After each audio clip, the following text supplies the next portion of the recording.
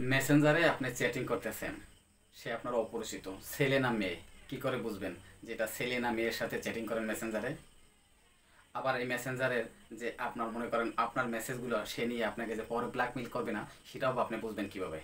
তাই আমি আপনাদের সাথে আজকে গুরুত্বপূর্ণ একটা ব্যাপার নিয়ে আসছি, যে আপনি মেসেঞ্জারের সেটা ছেলে না মেয়ে, এই জিনিসটা আপনাকে আমি আজকে দেখিয়ে দেবো হাতে কলমে। তবে আমার ভিডিওটা মিনিমাম 6 থেকে 7 মিনিট হবে, অবশ্যই ধৈর্য ধরে দেবেন, কারণ মেসেঞ্জারটা হচ্ছে কিন্তু প্রত্যেকটা মানুষের গুরুত্বপূর্ণ। আমি একটা রিলস ভিডিও দিয়েছিলাম, মেসেঞ্জারের মাধ্যমে কিন্তু সমস্ত বিপদ, আপনার মেসেঞ্জারে সমস্ত আদান প্রদান যা করেন মানুষের সাথে, যত আপনার ছবি পাঠান, ভিডিও পাঠান, বা মনে করেন কথা বলেন, চ্যাটিং করেন, সবই কিন্তু মানুষের হাতে চলে যায়। থার্ড পার্টি অ্যাপ্লিকেশনের মাধ্যমে কিন্তু অনেক কিছু অনেকের কাছে চলে যায়, সেটা নিয়ে আপনি কিন্তু পরে বিপদ হতে পারে। তবে আমি আপনাকে দেখিয়ে দেওয়ার সঙ্গেই থাকুন। আমি এর আগে আপনাকে কিছু সেটিংস দেখাবো মেসেঞ্জারের ব্যাপারে, সঙ্গেই থাকুন, স্ক্রিনটাকে লক্ষ্য করুন। মেসেঞ্জারের প্রয়োজনীয় কিছু সেটিংস দেখাবো আজকে আপনাদের। যেহেতু আমার মেসেঞ্জার নাই, তাই আপনাদেরকে প্রথমে দেখাবো আমি মেসেঞ্জারটা আপনাদের প্রয়োজনে আপনাদের দেখানোর জন্য মেসেঞ্জারটা ইনস্টল করে নেব। প্লে স্টোর থেকে মেসেঞ্জারটা ইনস্টল করে মেসেঞ্জার লিখে রাখলাম। এখান থেকে মেসেঞ্জার সার্চ দিয়ে আমি মেসেঞ্জারটা কী করলাম, ইনস্টল করে নিলাম। এখান থেকে ওপেন করলাম মেসেঞ্জার ওপেন। মেসেঞ্জার ওপেন করার পরে এরপরে আপনাদের সাথে বাকি জিনিস দেখাবো। আপনাদের এক একজনের এক এক জায়গায় থাকতে পারে। আমার দেখেন যে অনেকের উপরে থাকবে, আর আমার এই নিচে এই যে 3 ডট লাইন মেনু, এই মেনুতে ট্যাপ দিবেন। মেনুতে ট্যাপ দেওয়ার পরে এখান থেকে চলে আসবেন স্ক্রল, এই সেটিংসে চলে আসার পরে এখান থেকে দেখবেন যে একটু নিচে আসবেন। নিচে আসার পরে দেখবেন নোটিফিকেশন অ্যান্ড সাউন্ড। এই নোটিফিকেশন অ্যান্ড সাউন্ড এখানে আসার পরে আপনার এখানে আর একটা জিনিস থাকবে, নোটিফিকেশান প্রিভিউস। এই যে নোটিফিকেশান প্রিভিউস, এটা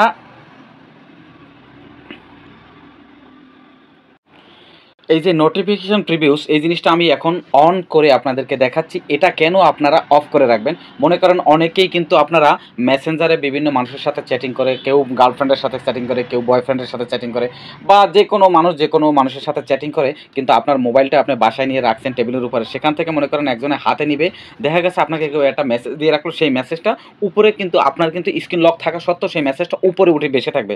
তাই কি করবেন আপনারা, এই নোটিফিকেশান প্রিভিউস এটা বন্ধ করে দিবেন। এটা বন্ধ করে দিলে আপনার মোবাইলটা বাসায় নিয়ে রাখার পরেও কিন্তু আপনার সেই নোটিফিকেশনটা কী হবে না, ওপেন হবে না।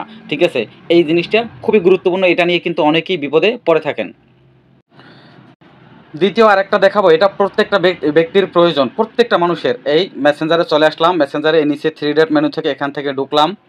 এখান থেকে ঢোকার পরে এই সেটিংসে ঢুকলাম। সেটিংসে ঢোকার পরে এরপরে একটু নিচে আসবেন।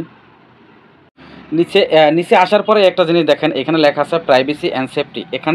এখানে কি করলেন, এখানে ট্যাপ করলেন। এখান থেকে একটু নিচে যান, স্ক্রল করে নিচে যাবেন। নিচে যাওয়ার পরে দেখবেন এইখানে একটা জিনিস লেখা আছে protect IP address in call.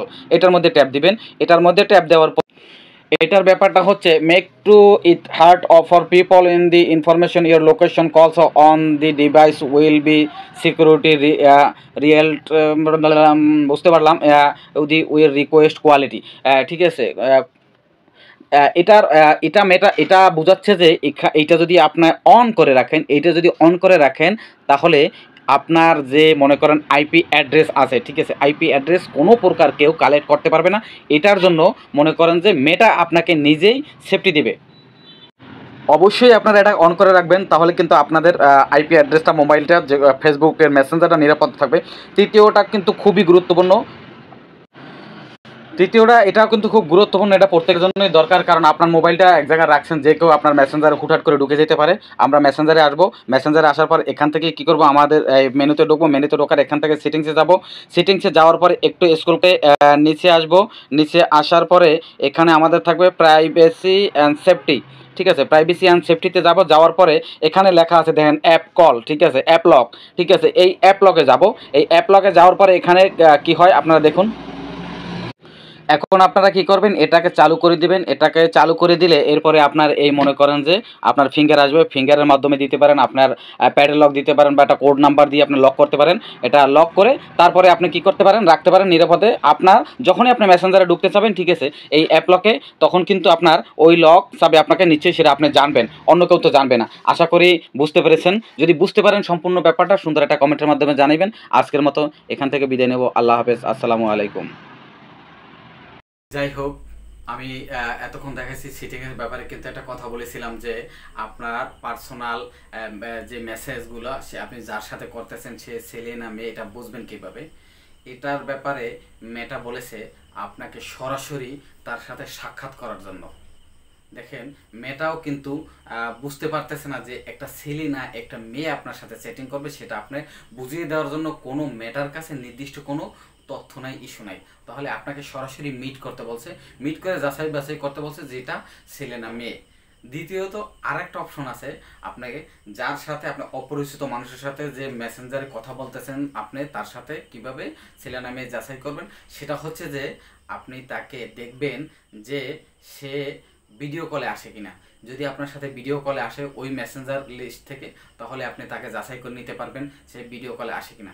তৃতীয়ত মেটা আরও একটা বলছে যে আপনার মনে হয় কি যে আপনি যার সাথে কথা বলছেন সে ছেলে না মেয়ে, আপনার যেটা মনে হয় সেটাই হবে। দেখেন, এত কিছু থাকা সত্ত্বেও আপনার কি হয় না, মেয়েটা কিন্তু কনফার্ম আপনাকে বলতে পারে না যে ওই অপর প্রান্তে মেসেঞ্জারে যে আছে সে ছেলে না মেয়ে। তাই আমি আপনাকে বলবো সবসময় মেসেঞ্জারে কারোর সাথে চ্যাটিং করতে হলে অবশ্যই তাকে যাচাই বাছাই করে তারপর চ্যাটিং করুন। নয়তো এই যে আপনার আদান প্রদান, হয়তো আপনি আবেগে বশত পরে অনেক সময় ছবি দিছেন, অনেক সময় আপনি ভিডিও দিছেন, এমন কিছু দিছেন যা এই এআইয়ের যুগে আপনাকে কন্ট্রোল করে এমনভাবে এআই দিয়ে আপনার ভিডিও তৈরি করে দিবে, সেটা আপনাকে এই সমাজে হেয় প্রতিপন্ন করতে পারে।